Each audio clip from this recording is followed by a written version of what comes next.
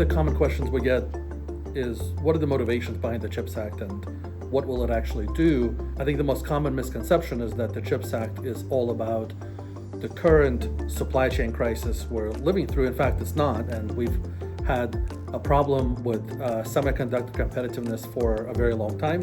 The need to invest into semiconductor manufacturing in North America has been there for a very long time. It precedes the most recent supply chain problems. The key problem that everybody's trying to solve is that at some point, most of the semiconductor manufacturing was done in North America.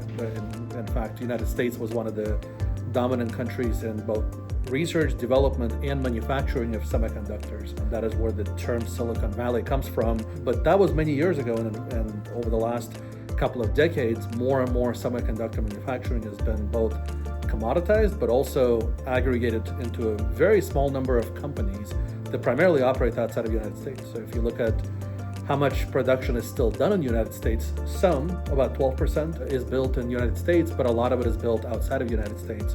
And not necessarily in China, it's built in Taiwan and Korea, but suffice to say, it certainly represents a national security problem. And if we want to make sure that we have supply that's allocated to the United States and have full control over it, that would be difficult to get done because we only control 12% of the semiconductor supply chain, and it's not all semiconductors. In fact, some of the most advanced semiconductors are now built outside of American borders. So the investment has been overwhelmingly going abroad, and that's what everybody's trying to solve. It's been a long-term problem, and like anything with semiconductors, it will take many years to solve.